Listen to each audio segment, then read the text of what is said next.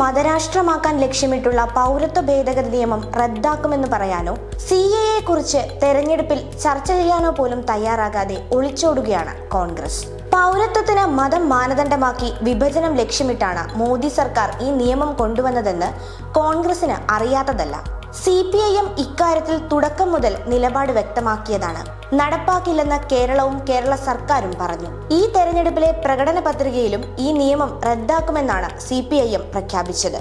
എന്നാൽ കോൺഗ്രസ് ആകട്ടെ പ്രകടന പത്രികയിൽ CAA കുറിച്ച് ഒരു വാക്കുകൊണ്ട് പോലും പരാമർശം നടത്തിയിട്ടേയില്ല. ഇതെന്തുകൊണ്ടെന്ന് ചോദിച്ച മാധ്യമപ്രവർത്തകരോട് അതൊന്നും പ്രത്യേകിച്ച് പറയേണ്ടതില്ലെന്ന് ക്ഷുഭിതനായി മറുപടി നൽകുകയായിരുന്നു സംഘടനാ ജനറൽ സെക്രട്ടറി KC വേണുഗോപാൽ.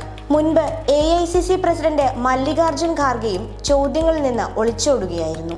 തെരഞ്ഞെടുപ്പ് ചർച്ചകളിൽ പൗരത്വ ഭേദഗതി ഉണ്ടാകരുതെന്ന നിർബന്ധം കോൺഗ്രസിന് സംഘപരിവാർ അജണ്ടയോടൊപ്പം ചേർന്ന് നിൽക്കാനുള്ള മനസ്സാണ് വ്യക്തമാക്കുന്നത്. ഭരണത്തിലെത്തിയാൽ ആർട്ടിക്കിൾ 370 പുനഃസ്ഥാപിക്കുമെന്ന് പറയാനും കോൺഗ്രസിനാകുന്നില്ല. ബാബ്രി മസ്ജിദ് വിഷയത്തിലും കോൺഗ്രസ് നിലപാട് സംഘപരിവാറിന് ഒത്താശ ചെയ്യുന്നതായിരുന്നു. അയോധ്യയിൽ പ്രാണപ്രതിഷ്ഠ നടന്നപ്പോൾ കർണാടകയിലെ മുഴുവൻ ക്ഷേത്രങ്ങളിലും പ്രത്യേക പൂജ നടത്താൻ കോൺഗ്രസ് സർക്കാർ ഉത്തരവിട്ടു. കേരളത്തിലാകട്ടെ രാഹുൽ ഗാന്ധിയുടെ തെരഞ്ഞെടുപ്പ് പരിപാടികളിൽ നിന്ന് മുസ്ലിം ലീഗിന്റെ കൊടി ഒഴിവാക്കിയും കോൺഗ്രസ് ഹിന്ദുത്വ രാഷ്ട്രീയത്തിന് കൂട്ടുപിടിച്ചു.